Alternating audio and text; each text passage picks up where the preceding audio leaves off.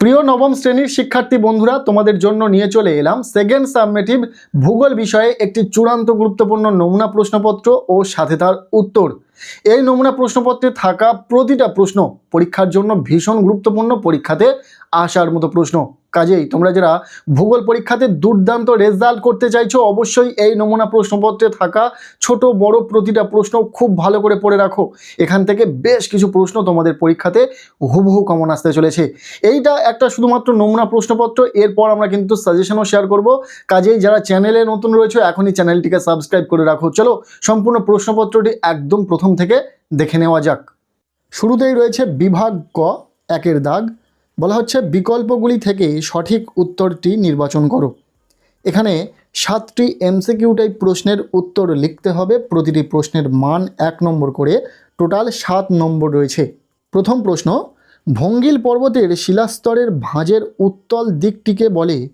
উত্তর হবে ঊর্ধ্বভঙ্গ। এরপর দ্বিতীয় প্রশ্ন, পৃথিবীতে মোট তাপবলয় আছে। উত্তর হবে 3টি।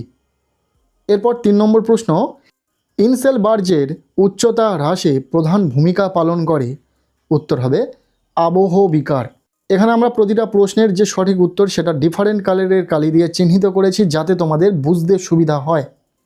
4 নম্বর প্রশ্ন, যে স্থানের স্থানীয় সময়কে ভারতীয় প্রমাণ সময় ধরা হয় তা হলো।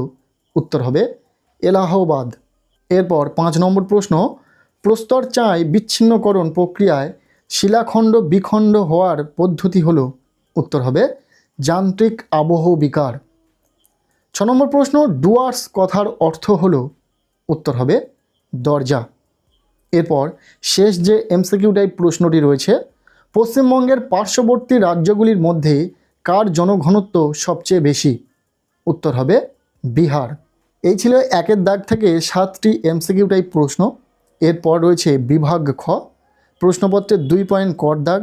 বলা হচ্ছে 2-1টি শব্দে প্রশ্নগুলির উত্তর দাও, যে কোনো 4টি। এখানে 4টি এসএকিউ টাইপ প্রশ্নের উত্তর লিখতে হবে। প্রতিটি প্রশ্নের মান 1 নম্বর করে, টোটাল 4 নম্বর রয়েছে। প্রথম প্রশ্ন, ক্রোনোমিটার কি। উত্তর হবে এক প্রকার ঘড়ি যা গ্রিনিউচের সময় অনুসারে চলে। এরপর দ্বিতীয় প্রশ্ন, ভারতের খনিজ ভাণ্ডার কাকে বলে। উত্তর হবে ছোটনাগপুরকে ভারতের খনিজ ভাণ্ডার বলে।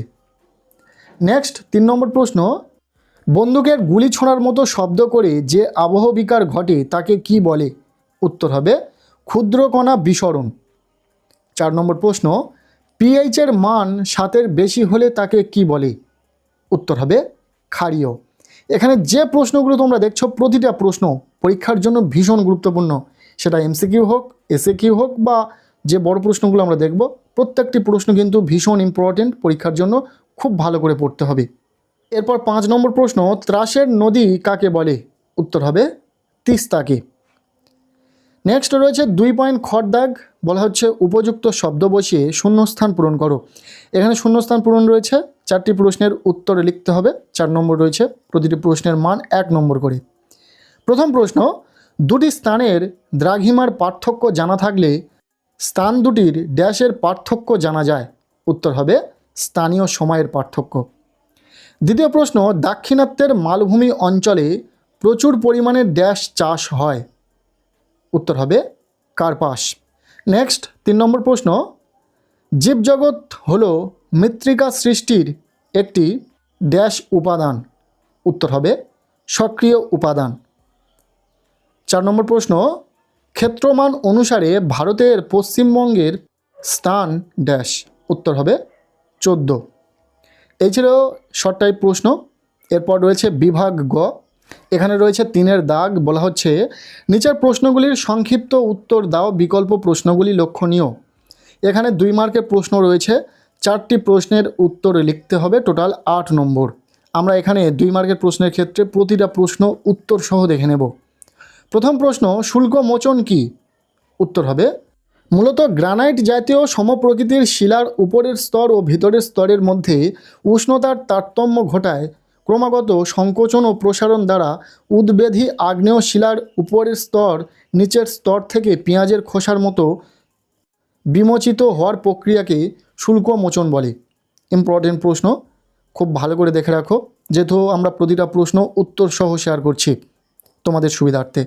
এরপর দ্বিতীয় প্রশ্ন, নিরক্ষরেখা বলতে কি বোঝো?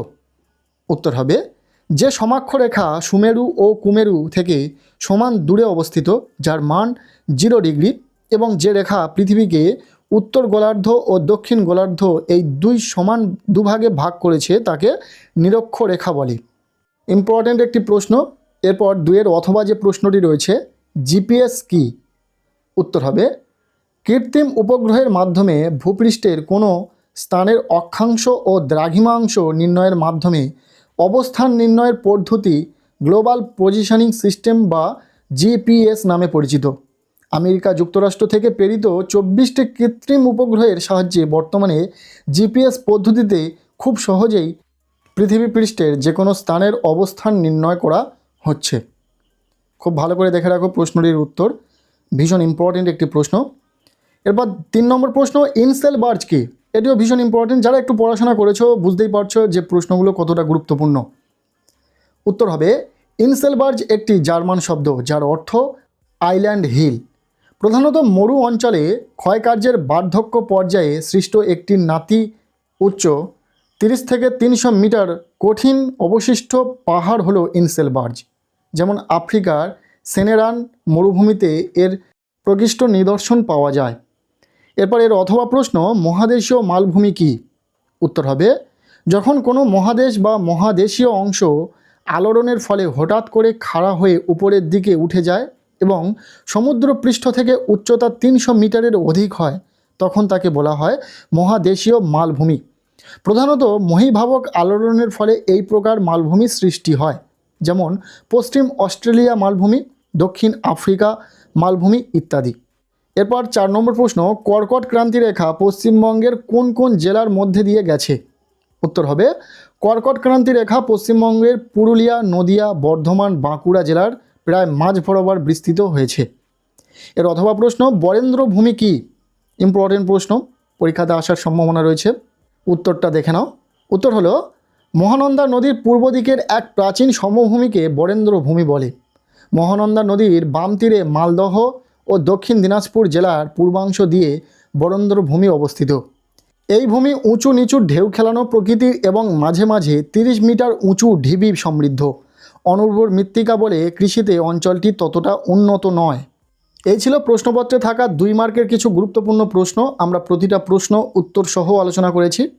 এরপর আমরা দেখে নেব প্রশ্নপত্রে থাকা বিভাগ ঘ 4-এর দাগ, যেখানে বলা হচ্ছে নিচের প্রশ্নগুলির উত্তর দাও, বিকল্প প্রশ্নগুলি লক্ষণীয়। এখানে 3 মার্কের প্রশ্ন রয়েছে, 4টি প্রশ্নের উত্তর লিখতে হবে, টোটাল 12 নম্বর। তবে এখানে আমরা উত্তর করে দিইনি। যে প্রশ্নগুলো রয়েছে খুব ভালো করে তোমরা দেখে নাও, প্রতিটা প্রশ্ন পরীক্ষাতে আসার সম্ভাবনা রয়েছে। কাজেই তোমাদের কাছে থাকা যে কোনো রেফারেন্স বই থেকে এই প্রশ্নগুলো পড়ে নেবে। আর যদি এই প্রশ্নগুলোর উত্তর তোমাদের কাছে না অ্যাভেলেবেল থাকে তাহলে অবশ্যই কমেন্ট সেকশানে জানাবে। আমরা যতটা সম্ভব হেল্প করার চেষ্টা করব, এই প্রশ্নগুলোর উত্তর করে দেওয়ার চেষ্টা করব।